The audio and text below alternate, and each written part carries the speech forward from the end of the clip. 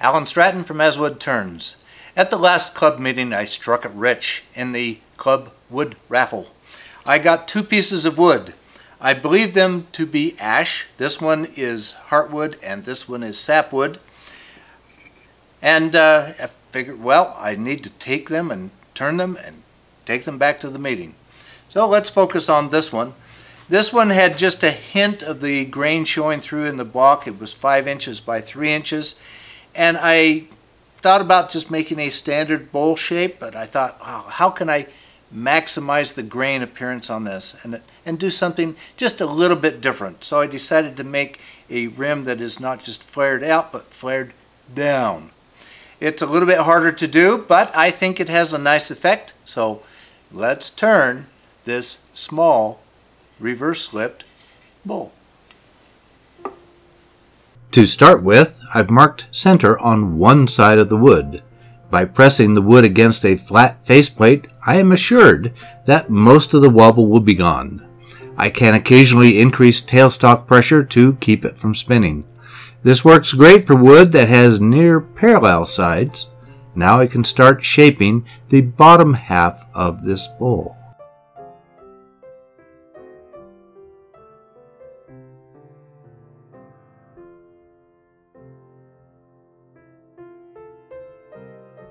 Once I have it down to the lip portion, I can start undercutting the lip. I have in mind a reverse lip, but this is fairly difficult. Because the cut is not comfortable for me using a gouge, I'm switching to a round nose scraper. Now I don't have to worry so much about catching the opposite wing of the gouge as I go into a tight U-shape of the lip. I love using a gouge and how fast I can remove wood with one, but I don't mind a scraper when I need to. Finally, I cut a small tenon on the tip that I'll use shortly. Now I'm reversing the wood onto a chuck with small shark jaws with that short tenon. After a short time shaping the upper outer lip edge, I can start hollowing with my gouge. The small opening makes it tough to go very deep.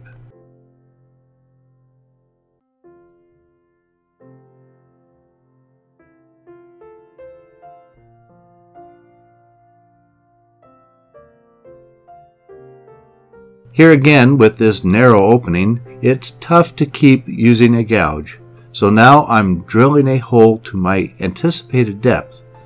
Now I'm using my scraper to hollow out the remainder.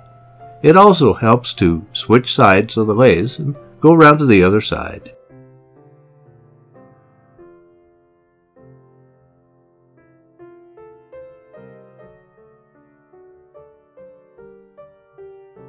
Now is a great time to sand as much as I can, then cut a very small groove on the inside of the hollow and then touch up the sanding.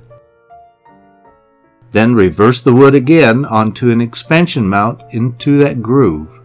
Now I can finish shaping the bottom and form a foot. I want a small foot with just a little uplift.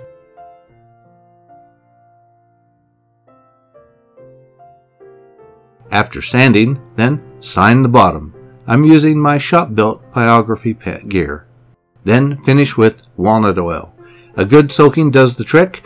It's not a typical bowl profile. It's harder than a standard bowl shape. It's not a beginner bowl, but well worth it.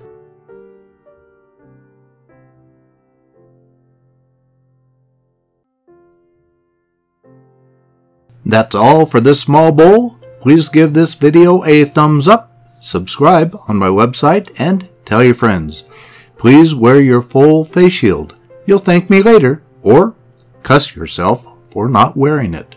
I'm Alan Stratton from As Wood Turns. Come back next week for a new wood turning video.